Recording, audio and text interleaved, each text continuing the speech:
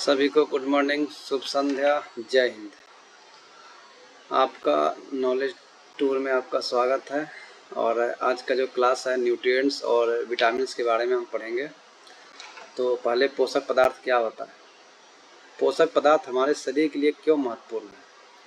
तो पोषक शरीर में उपापचय क्रिया के लिए ऊर्जा प्रदान करता है या नए कोशिकाओं को विकास करने में, खराब कोशिकाओं को मरम्मत करने के लिए और विभिन्न रोगों के प्रतिरोधक क्षमता विकसित करने के लिए हमको क्या है, पोषक पदार्थ की आवश्यकता होती है।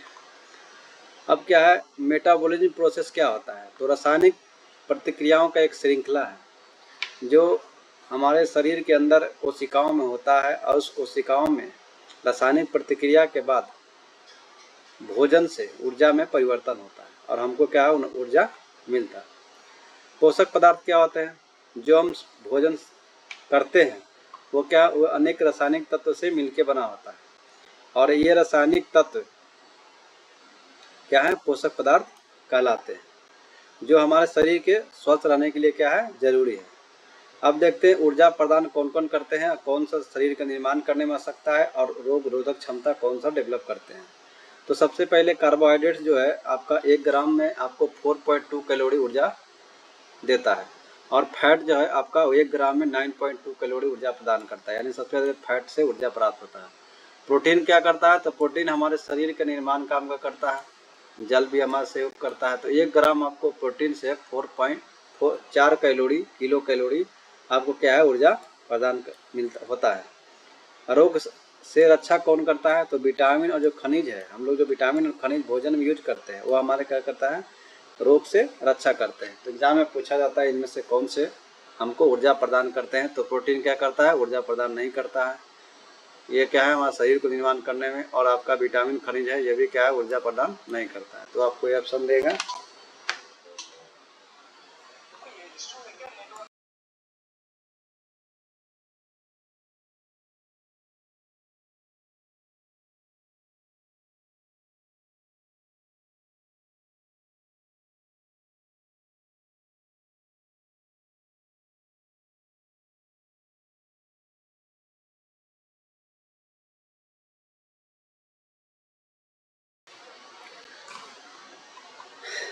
मनुष्य के शरीर में विभिन्न कार्यों के लिए निम्नलिखित पोषक पदार्थ की आवश्यकता होती है। आपका कार्बोहाइड्रेट्स हो गया, वसा, प्रोटीन्स, विटामिन, खनिज लवण और जल। तो यह है हमारे पोषक पदार्थ, ये हमारे शरीर के लिए विभिन्न कार्यों के लिए क्या है, आवश्यकता है। आपका कार्बोहाइड्रेट्स और वसा से क्या ऊर्जा मिलता है। प्रोटीन हमारे क्या करते हैं, शरीर निर्माण को काम करते हैं प्रोटीन्स। और आपका विटामिन खनिज ये क्या करते हैं, हमारे रोग रोधक क्षमता को विकसित करते हैं। अब पोषक तत्व के जो प्रकार हैं, कितने प्रकार हैं, तो पोषक तत्व जो है हमें कितने तत्वों से मिल प्राप्त होता है। तो आपका दो प्रकार में डिवाइड किया गया है, माइक्रो न्यूट्रिएंट्स और आपको माइक्रो न्यूट्रिएंट्स। माइक्रो मतलब यह क्या है, हमें बड़ी मात्रा में ज़रूरत होता है। जो माइक्रो न्यूट्रिएंट्स है हमको ऊर्जा प्राप्त करने के लिए आपको ये क्या करते हैं, ऊर्जा प्रदान करते हैं। और इसके क्या है, इसके लिए हमको ज़्यादा मात्रा में वसा, प्रोटीन और कार्बोहाइड्रेट्स की आवश्यकता पड़ती है। लेकिन जो माइक्रो है, माइक्रो मतलब क्या है, हम कम, तो ज़्यादातर विटामिन और खनिज आते हैं माइक्रो न्यूट्रिएंट्स में, जो क्या है, ये बहुत कम मात्रा में सेवन करते हैं। ये आपका एग्जाम्पल में है आयोडीन और आयरन, कोबाल्ट और जिंक, ये क्या है, माइक्रो न्यूट्रिएंट्स के अंतर्गत आते हैं। माइक्रो न्यूट्रिएंट्स में वसा, प्रोटीन और कार्बोहाइड्रेट्स, इसकी मात्रा क्या है, बहुत ज़्यादा बड़ी मात्रा में हमको ज़रूरत होती है। यही क्या करते हैं, हमको ऊर्जा प्रदान करते हैं। अब कार्बोहाइड्रेट्स क्या है, कार्बन, हाइड्रोजन और ऑक्सीजन के 1:2:1 इस रेशियो में क्या होता है, कार्बन, हाइड्रोजन और ऑक्सीजन का अनुपात होता है। इस अनुपात से मिलके क्या होता है, कार्बोहाइड्रेट्स बनते हैं। बनने वाले यौगिक को क्या कहते हैं, कार्बोहाइड्रेट, और इस अनुपात से मिल के बनते हैं उसको बोलते हैं कार्बोहाइड्रेट। ये क्या है, मुख्य कार्य इसका है, आपका प्रतिदिन जो है ऊर्जा को शरीर प्रदान करता है, तो आपको कार्बोहाइड्रेट्स मिलता है। आहार में सर्वाधिक मात्रा में कौन सा होता है, तो कार्बोहाइड्रेट्स होता है। लगभग 55 से 65% जो ऊर्जा की प्राप्ति होती है वो किससे होती है, कार्बोहाइड्रेट से होती है। और 1 ग्राम कार्बोहाइड्रेट से आपको 4.2 किलो कैलोरी क्या है, ऊर्जा प्राप्त होता है। अब कार्बोहाइड्रेट्स कौन कौन से हैं, तो आपको जितने सभी अनाज जो खाते हैं, गेहूँ हो गया, मक्का, चावल, शहद, आलू, केला, गुड़, गन्ना और शकरकंद, ये सभी क्या है, तो ये आपका कार्बोहाइड्रेट्स के उदाहरण है। इससे क्या है, कार्बोहाइड्रेट्स हमको प्राप्त होती है। ये आपका क्या है, शुगर, इसे शर्करा भी कहते हैं, और ये स्वाद में क्या होते हैं, मीठे। जितने भी कार्बोहाइड्रेट्स हैं ये सभी क्या होते हैं, स्वाद में मीठे होते हैं। अब देखिए कार्बोहाइड्रेट्स कितने प्रकार के होते हैं। तो कार्बोहाइड्रेट्स आपका 3 प्रकार के होते हैं, मोनोसैकेराइड्स, डाइसैकेराइड्स और पॉलीसैकेराइड। एग्जाम में यही पूछा जाता है कि कौन सा मोनोसैकेराइड का एग्जाम्पल है और कौन सा डाइसैकेराइड का। देखिए मोनोसैकेराइड का मतलब है, मोनो मतलब होता है एक क्या, smallest unit of carbohydrates. Carbohydrates का क्या है, स्मॉलेस्ट यूनिट होता है। ये एक ही प्रकार के कार्बन के अणुओं से मिलकर बना होता है, इसलिए इसको मोनो बोला जाता है। ये क्या है, इसको सबसे सरल कार्बोहाइड्रेट्स भी बोलते हैं। पाचन की क्रिया इन्हें अंतिम रूप से प्राप्त किया जाता है। इसमें कौन कौन सा है, ग्लूकोज, फ्रुक्टोज और गैलेक्टोज, ये 3 है आपका मोनोसैकेराइड्स। अब ये ग्लूकोज देख लेते हैं, स्मॉलेस्ट यूनिट ऑफ कार्बोहाइड्रेट्स। क्या है, कार्बोहाइड्रेट्स का सबसे स्मॉलेस्ट यूनिट। इससे क्या होता है, हमको इंस्टेंट एनर्जी मिलता है। ग्लूकोज से हमको इंस्टेंट एनर्जी मिलता है। जो एथलीट है, एथलीट ग्लूकोज का यूज करते हैं इंस्टेंट एनर्जी के लिए। इसका जो रासायनिक सूत्र की बात किया जाए तो C6H12O6 होता है। इसको शरीर का ईंधन भी बोला जाता है, और प्रकाश संश्लेषण से जो पौधों को ऊर्जा प्राप्त मुख्य उत्पाद है वो भी क्या है, ग्लूकोज है। अब आते हैं फ्रुक्टोज। फ्रुक्टोज जो है इसको बोलते हैं मीठी प्राकृतिक शर्करा बोला जाता है, क्योंकि ये फलों का जो मीठे का पन का कारण जो है ये क्या है, फ्रुक्टोज है। शहद की शर्करा भी इसको क्या कहता है, शहद की शर्करा भी इसको कहा जाता है। अब गैलेक्टोज क्या है, गैलेक्टोज प्राकृतिक में अन्य शर्कराओं से जो मिलकर पाया जाता है उसको बोलते हैं आपका गैलेक्टोज। जैसे में आपका दूध में हो गया, मक्खन में हो गया, खट्टी क्रीम हो गया, इसमें क्या पाता है, गैलेक्टोज पाता है। आइसक्रीम, दही। गैलेक्टोज के रूप में गैलेक्टोज सबसे अच्छे खाद्य पदार्थ हैं। अगर लैक्टोज के रूप में देखा जाए तो ये जो गैलेक्टोज है सबसे क्या है, अच्छे खाद्य पदार्थ है। डाइसैकेराइड का एग्जाम्पल देखिए इसमें क्या है कि आपको ग्लूकोज और ग्लूकोज, सब में क्या है, ग्लूकोज, और क्या है, फ्रुक्टोज से मिलकर बनता है सुक्रोज, और ग्लूकोज से मिलकर बनता है बल्टोज, और गैलेक्टोज से मिलकर बनता है लैक्टोज। देखिए याद करने का तरीका, ये क्या है, ग्लूकोज अगर डबल होगा तो क्या होगा, मोटा हो जाएगा तो माल्टोज हो गया। अगर आपका ग्लूकोज और यह फट जाएगा, मान लो कि फट जाएगा, तो कोई चीज़ फटने के बाद क्या होता है, जैसे कुछ चीज़ उसमें भरा हुआ है तो फटने के बाद क्या होगा, वो सूख जाएगा, यानी सुक्रोज। ठीक है। और गलने के बाद कोई पदार्थ जब क्या आता है, गल जाता है, मान लो कि ये गैलेक्टोज है तो गलने से क्या होगा, लटक जाएगा। गलने से कोई चीज़ गलता है तो क्या होता है, लटक जाता है, तो इसको लैक्टोज याद कर सकते हैं। सुक्रोज, माल्टोज और लैक्टोज, ये आपका क्या है, डाइसैकेराइड है। आपको एग्जाम्पल में ही पूछा था कि इसमें से कौन डाइसैकेराइड का उदाहरण है, तो आपका हो जाएगा ग्लूकोज और फ्रुक्टोज मिलके क्या बनेगा, फट जाएगा तो क्या हो जाएगा, सिकुड़ जाएगा, यानी सुक्रोज। और ग्लूकोज यानी डबल है, यानी क्या है, मोटा है, यह है आपका माल्टोज। और ग्लूकोज और गैलेक्टोज क्या है, गलना से क्या हो जाए, गलने के बाद लटक जाता है, उसको बोलते हैं लैक्टोज। देखिए सुक्रोज क्या है, सुक्रोज किससे प्राप्त होता है, जो गन्ने का जो गुड़ है वो क्या है, इस गन्ने एवं गुड़ की शर्करा को ही सुक्रोज कहता है। इसको टेबल शुगर भी कहते हैं, टेबल शुगर भी कहता है सुक्रोज को। माल्टोज किससे प्राप्त होता है, तो माल्टोज आपका ज्वार, मक्का, गेहूं और अंकुरित अनाज से क्या आता है, आपको माल्टोज प्राप्त होता है। और शराब में जो पाई जाती है वो आपको माल्टोज पाया जाता है। लैक्टोज जो है दूध में पाया जाता है।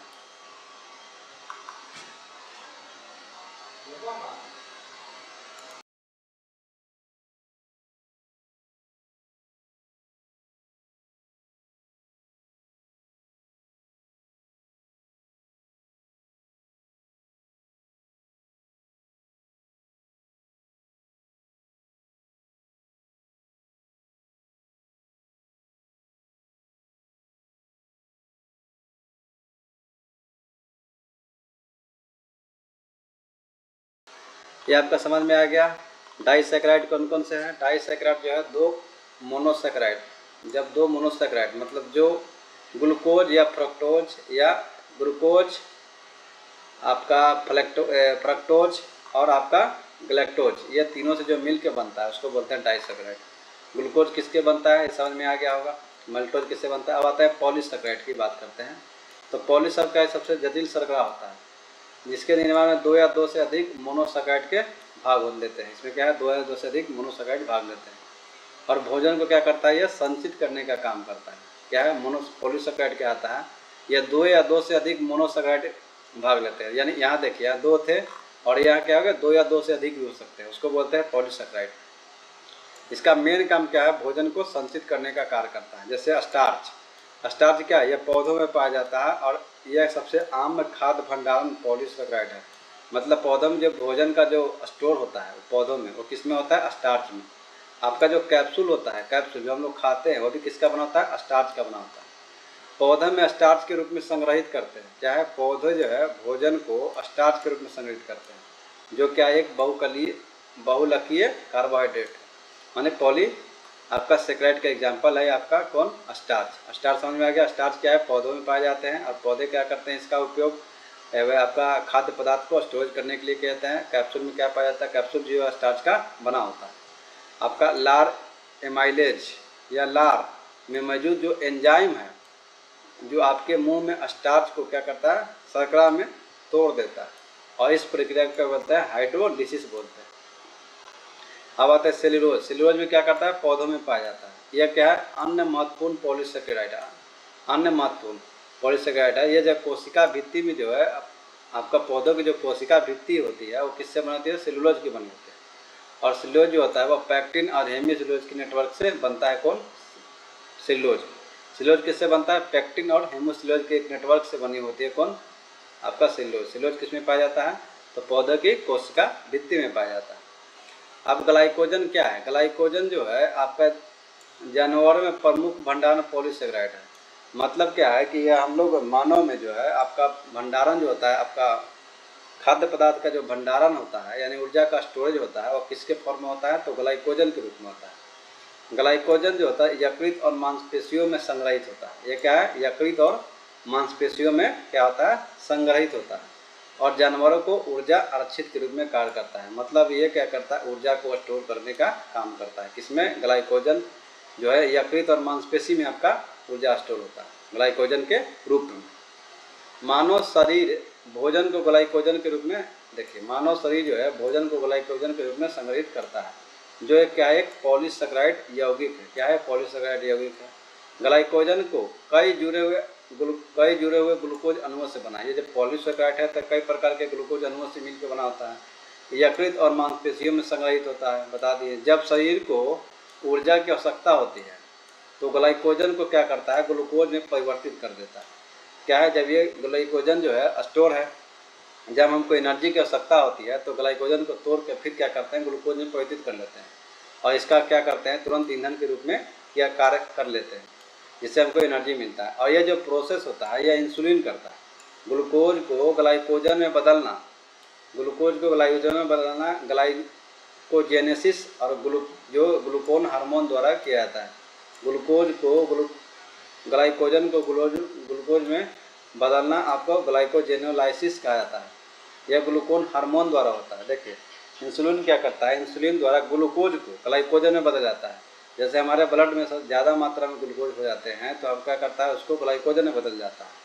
इसी से क्या होता है कि इंसुलिन जब हमारा काम नहीं करता है तो इंसुलिन कम मात्रा स्राव होने से क्या होता है, हमको डायबिटीज रोग होता है। डायबिटीज का मतलब है कि जो इंसुलिन है ये इसका कम स्राव हो रहा है, और ये क्या करता है, रक्त में जो ग्लूकोज की मात्रा है उसको क्या करता है, ग्लूकोजन में कन्वर्ट नहीं कर रहा है। इससे क्या होता है, रक्त में ग्लूकोज की मात्रा बढ़ जाती है और हमको डायबिटीज होता है, और कोई भी बीमारी जो है जल्दी ठीक नहीं होता है। ये है आपका इंसुलिन। इंसुलिन के कारण क्या होता है, आपका कम स्राव के कारण हमको क्या होता है, तो एक बीमारी होता है, कौन, डायबिटीज। समझ में आ गया। अब आता है काइटिन। काइटिन भी क्या है, पॉलीसैकेराइड का एग्जाम्पल है। काइटिन एक नाइट्रोजन युक्त कार्बोहाइड्रेट है। यह क्या भी एक प्रकार का कार्बोहाइड्रेट है काइटिन, जो क्या है आपको कवक में पाया जाता है। अब कवक की कोशिका भित्ति जो है या किसी बनी होती है, इसी काइटिन की बनी होती है। ठीक है, ये आप समझिए कौन कौन सा एग्जाम्पल है आपका। पॉलीसैकेराइड में स्टार्च भी क्या है, कार्बोहाइड्रेट है। सेलुलोज भी क्या है, कार्बोहाइड्रेट है। ग्लाइकोजन भी क्या है, कार्बोहाइड्रेट है। और काइटिन भी क्या है, आपका कार्बोहाइड्रेट है। तो कार्बोहाइड्रेट पढ़ लिए। अब वसा पढ़ते हैं कि वसा, देखिए आपके शरीर में जो चिकनाई शरीर को क्रियाशील बनाए रखने में सहयोग करते हैं, जो चिकनाहट होता है वही आपका वसा है। वसा शरीर के लिए उपयोगी है और अधिक जो होने से भी वो क्या है, हानिकारक हो जाता है। समानता हमारे शरीर में वसा जो है लिपिड जो है वो आपका लिपिड, फॉस्फोर, ट्राइग्लिसराइड और कोलेस्ट्रॉल के रूप में मिलता है। ये 3 फॉर्मेट है जो हमारे बॉडी में आपका कोलेस्ट्रॉल के रूप में मिलेगा, ट्राइग्लिसराइड के रूप में मिलेगा और लिपिड फॉस्फोर के रूप में हम मिलेगा। ये जो वसा जो होता है, यह कार्बन, हाइड्रोजन और ऑक्सीजन और विभिन्न मात्राओं में उपस्थित रहते हैं। मतलब इन्हीं से क्या है, मिलके बनता है। अगर ये 20 डिग्री ताप पर ठोस अवस्था में होते हैं, परंतु यदि इसका ताप पर बढ़ाया जाए तो ये द्रव अवस्था में उन्हें तेल कहते हैं। जब द्रव अवस्था में होते हैं तो उन्हें तेल कहते हैं। सामान्यतः एक वयस्क व्यक्ति को 20 से 30% ऊर्जा जो है आपका वसा से मिलती है। कितना? 20 से 30% जो है आपका वसा के स्रोत क्या क्या हो सकते हैं? मक्खन हो सकते हैं, घी हो सकते हैं, दूध हो सकते हैं, पनीर के अंडे की जर्दी, मांस, तेल, ये सब क्या है आपका वसा के प्रकार। इससे हमको क्या मिलते हैं? वसा मिलती है।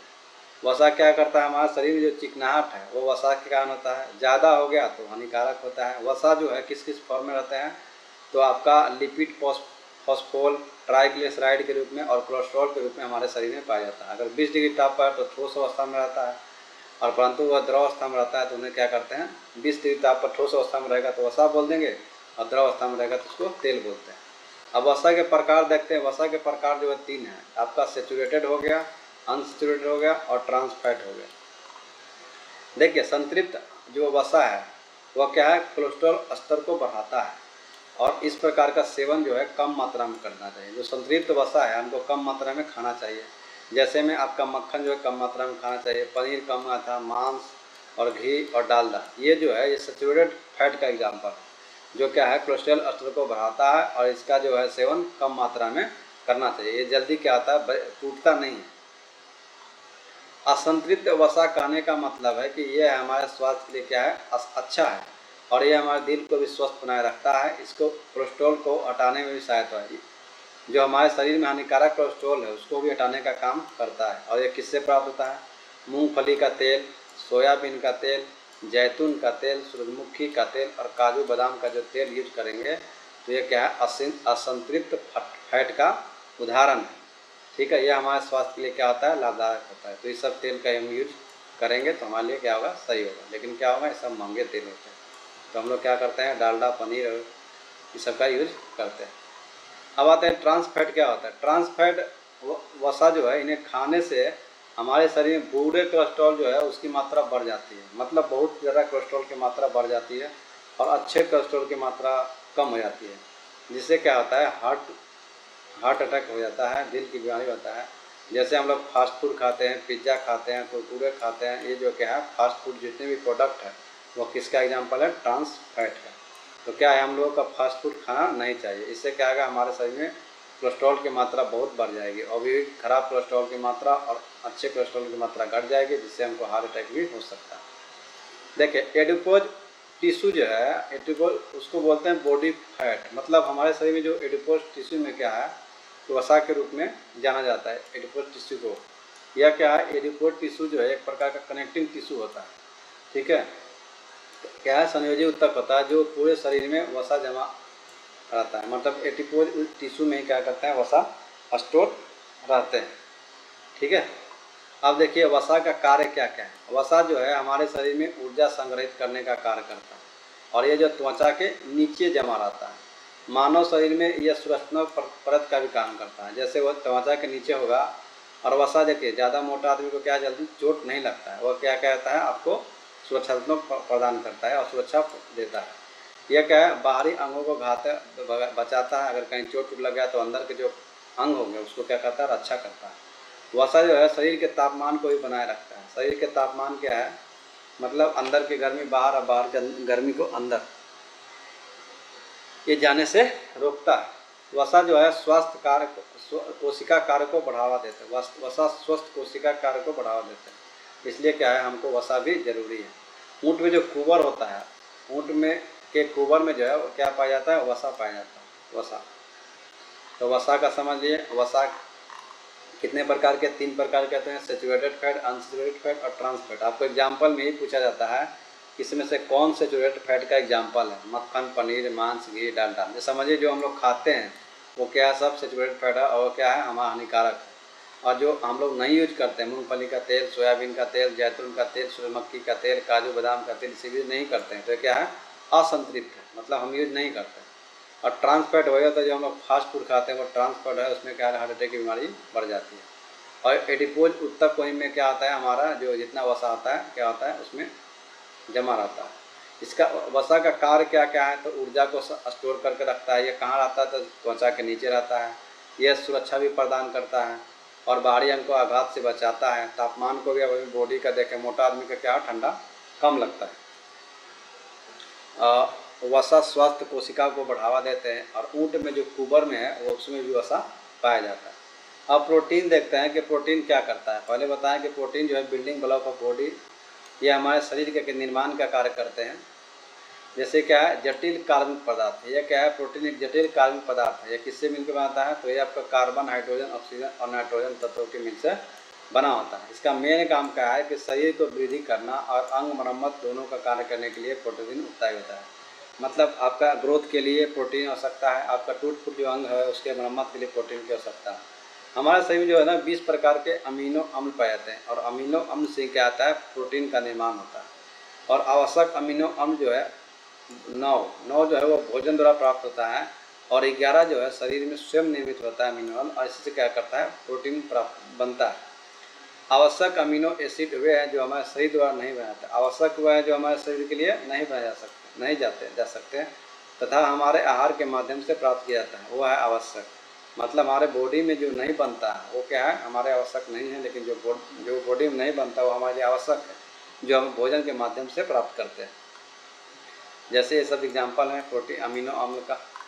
अमीनो अम्ल जिस बंध से जुड़कर प्रोटीन का निर्माण करते हैं उसको पेप्टाइड बंध करते हैं। यह अमीनो अम्ल क्या है, जुड़ के एक प्रोटीन का निर्माण करते हैं।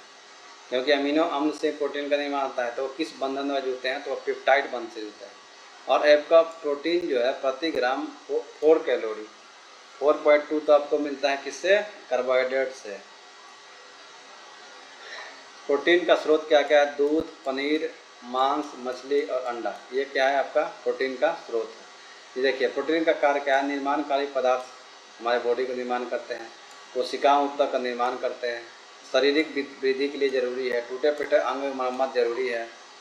अब आते हैं प्रोटीन जो है सबसे मात्रा जो सोयाबीन के प्रोटीन मात्रा सोयाबीन में मिलता है।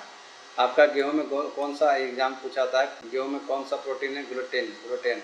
गाजर में कैरोटीन, अंडा के जो सफ़ेद भाग आता है इसमें एल्ब्यूमिन, और आपका जो पीला भाग आता है उसमें बीटेलिन, उसमें कौन सा है, बीटेलिन। और दूध में कौन सा था, केसिन।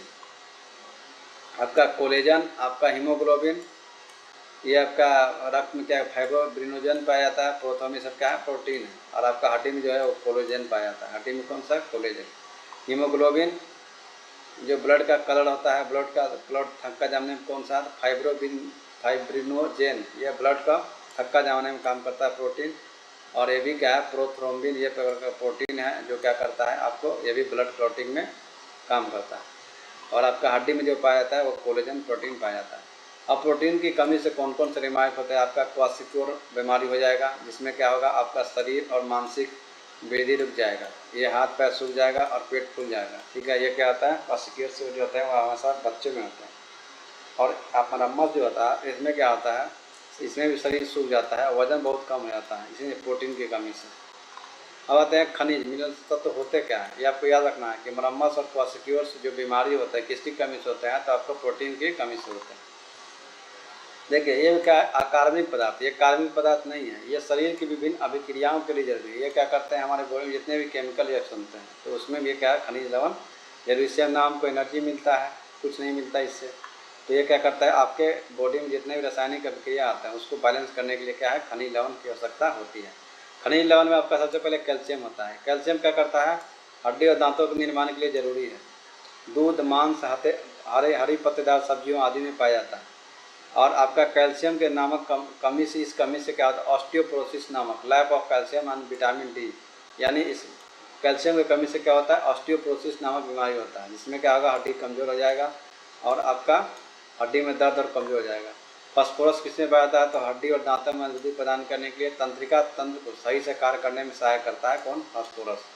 मतलब तंत्रिका तंत्र, आपका जो तंत्रिका तंत्र है वो किसके लिए उत्तरदायी है? तो आपका फास्फोरस। चावल, मूंगफली, सोयाबीन, पनीर आदि से प्राप्त होता है यह फास्फोरस। आयरन क्या है? रक्त में पाए जाने हीमोग्लोबिन का प्रमुख घटक है। रक्त में पाए जाने वाले हीमोग्लोबिन का प्रमुख घटक क्या है? आयरन। ये रक्त में पाया जाता है हीमोग्लोबिन। आपका रक्त के निर्माण में सहायक होता है आयरन। आपका कहाँ से मिलता है? तो आपका अंगूर, सब्जी और अमरूद से मिलता है। रक्त के कम से एनीमिया रोग होता है। आपका एग्जाम में पूछा जाए कि एनीमिया रोग किसके कारण से होता है? तो आपका आयरन की कमी से क्या होता है? एनीमिया रोग होता है। ठीक है। अब आयोडीन की कमी से क्या होता है? तो आपको एग्जाम में ये पूछा जाए कि कौन से किससे कमी होता है? तो आयोडीन की कमी से पहले याद रखिए कि घेंगा नामक रोग होता है। ये घेंगा नामक रोग है। ये क्या है? आपका बढ़ गया। ठीक है। इसमें थायराइड ग्रंथि जो है, आप घेंगा नामक रोग तो क्या है? तो ये थायराइड ग्रंथि जो है वो सही से कार्य करने में सहायक नहीं होता आयोडीन की कमी से। और ये कहाँ से मिलता है? तो समुद्री भोजन से, दूध और अंडा मांस से प्राप्त है। तो आयोडीन की कमी से आपका जो थायराइड ग्रंथि है वो क्या का सही से कार्य नहीं करेगा। आपका ग्वाइटर नामक रोग या घेंगा नामक रोग आपका हो जाएगा आयोडीन की कमी से। और आपका एनीमिया यानी रक्तक्षीणता, आपको एग्जाम में हिंदी में दे देता है। रक्तक्षीणता जो है वो किससे होता है? आयरन की कमी से होता है। देखिए वाटर जो है, we get no energy from the water, हमको वाटर से 0 कैलोरी ऊर्जा प्रदान होता है, माने एनर्जी नहीं मिलता है।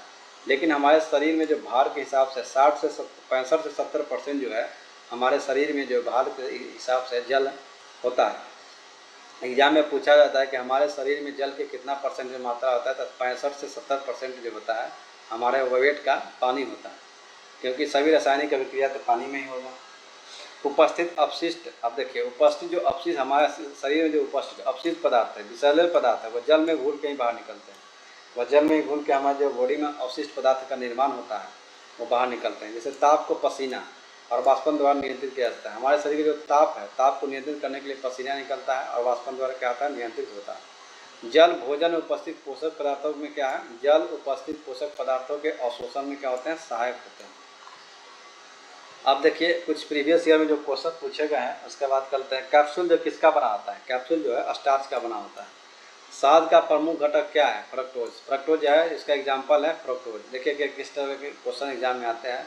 शर्करा जो है तत्काल ऊर्जा प्रदान करती है। कौन सा शर्करा? तो आपका ग्लूकोज जो होता है, आपको मोनोसेक्राइड जो होता है, आपको तत्काल एनर्जी प्राप्त करता है।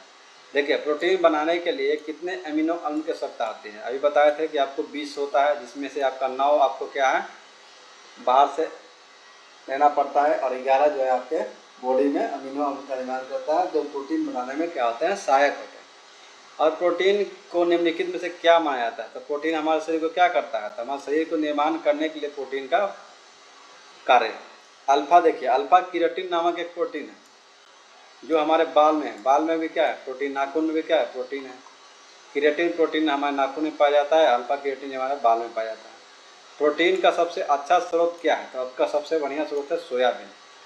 भोजन में किसके प्रति ग्राम सर्वाधिक ऊर्जा प्राप्त होती है? तो क्या आता है? वसा। वसा से और उससे कम कार्बोहाइड्रेट्स से वसा प्राप्त होता है और उससे कम प्रोटीन से। ऊँट जो है बिना पानी पिए कुछ दिनों मरता रहता है, ऐसा कर पाता है? उसके कुबर में जमा किए गए चिकनाई का प्रयोग करते हैं। उसमें कुबर में क्या आता है? वसा के रूप में स्टोर करता है।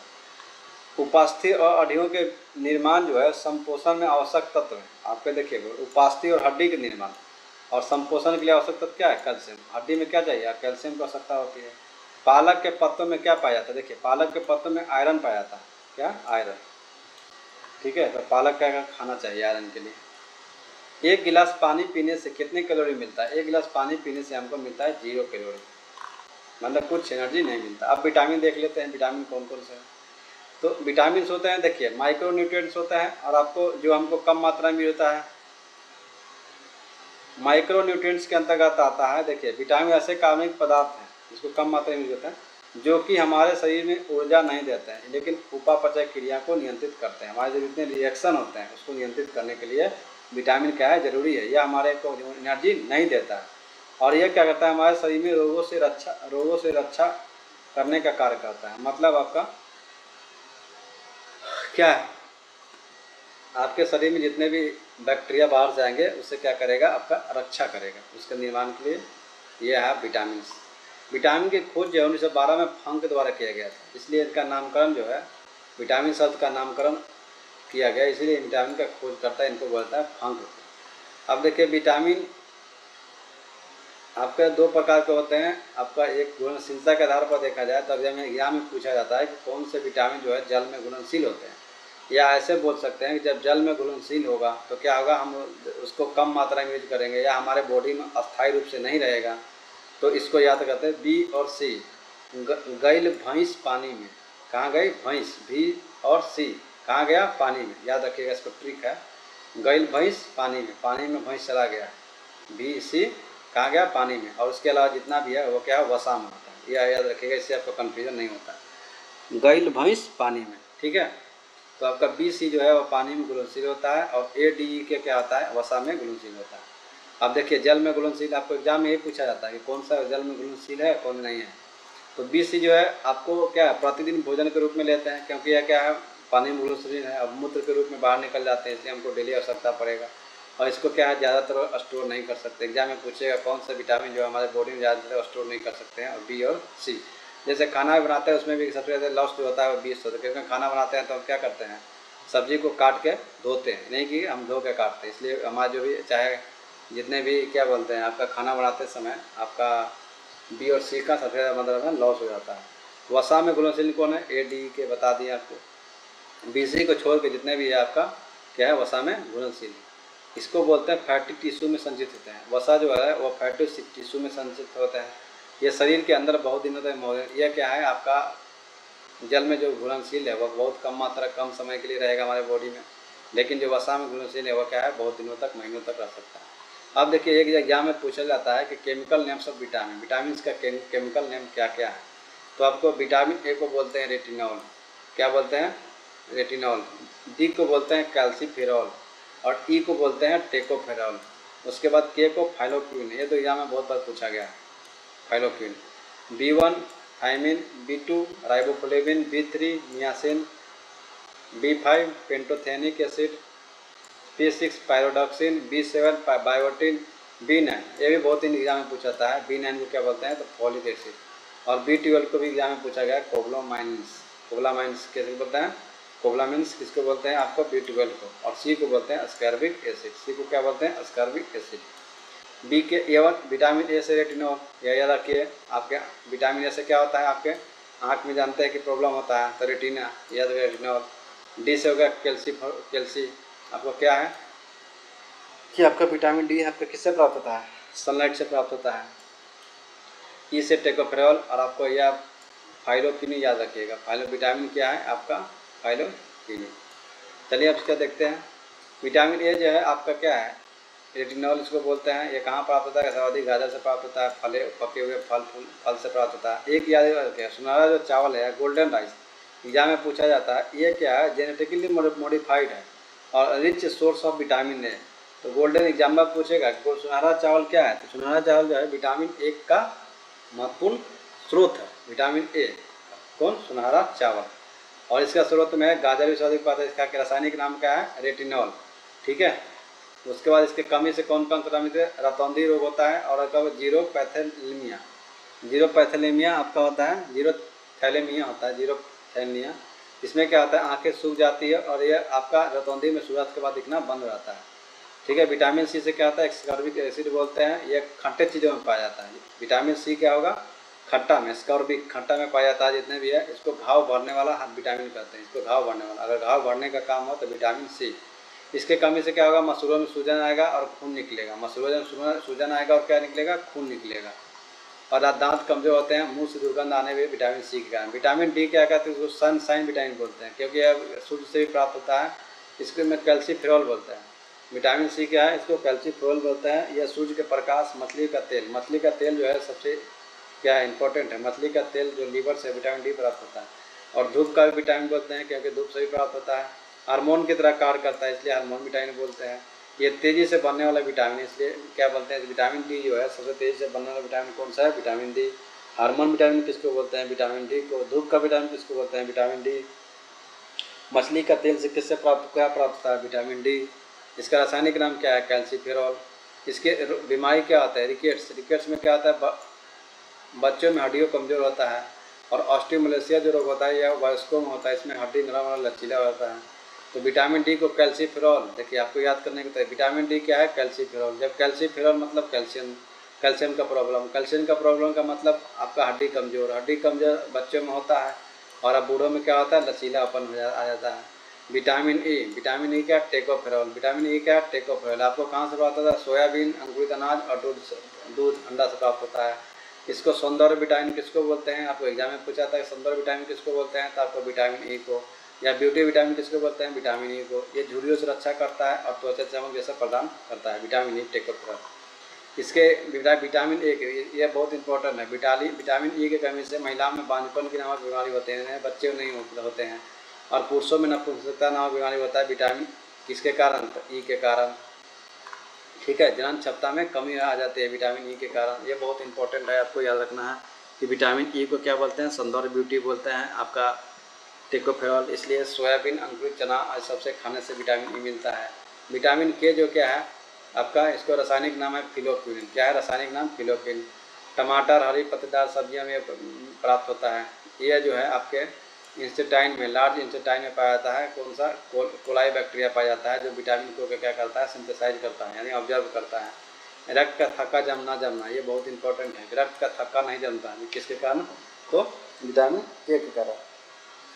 आप ऐसे भी आ सकते हैं के थक्का, का मतलब के, ठीक है। और आपको विटामिन ए में, विटामिन ई, इसी में कन्फ्यूजन होता है। विटामिन में टेकोफेरॉल होता है और आपका विटामिन के का फिलोक्विनोन होता है, ये आपको याद रखिएगा। उसके बाद B1 थायमीन बोलते हैं, इसका रासायनिक नाम। B1 से होता है बेरी रोग, मांसपेशियों में खिंचाव होता है। B2 राइबोफ्लोविन, जीभ पे छाले पड़ जाना, त्वचा या ओठ का फटना, यह B2 की कमी से होता है, राइबोफ्लोविन। B3 नियासिन, यह होता है आपका, ये देखिए आपका पेलाग्रा या 4D सिंड्रोम, ये आपका बहुत इंपॉर्टेंट है। बोलेगा एग्जाम में आता है कि पेलाग्रा या 4 सिंड्रोम जो है वह बीमारी किससे होता है, तो विटामिन B3 से होता है। किससे होता है, B3 से होता है। विटामिन B5 को क्या बोलते हैं, पेंटोथेनिक अम्ल। इसमें क्या है, सफ़ेद बाल और मंद बुद्धि हो जाता है। विटामिन C को क्या बोलते हैं, ये बहुत इंपॉर्टेंट क्वेश्चन है, पूछता है इसका रासायनिक नाम। कि विटामिन 6 का नाम क्या, रासायनिक नाम है पायोडॉक्सिन।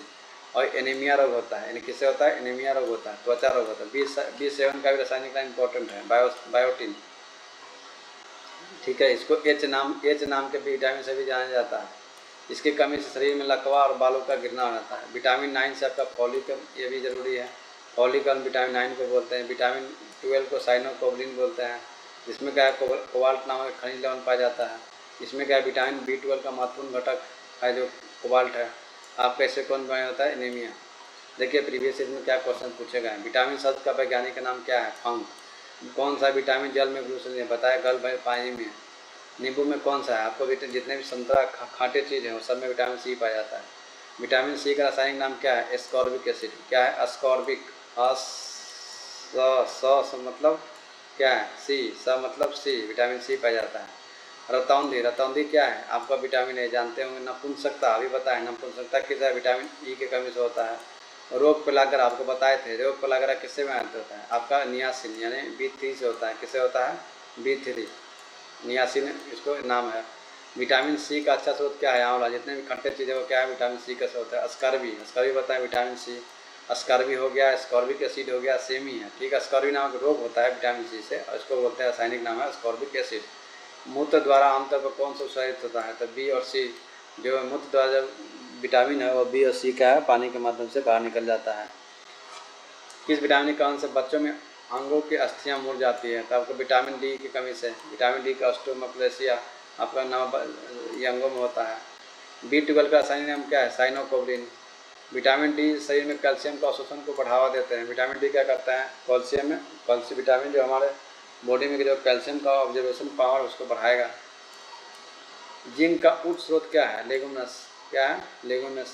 जिंक का विटामिन C की कमी से कौन से बीमारी आते हैं, बताया हमें, स्कर्वी रोग होता है। भोजन में विटामिन की सबसे समृद्ध कॉड लीडर मछली का तेल है। मतलब क्या है, सबसे ज़्यादा समृद्ध विटामिन D किससे प्राप्त होता है, तो मछली का तेल से।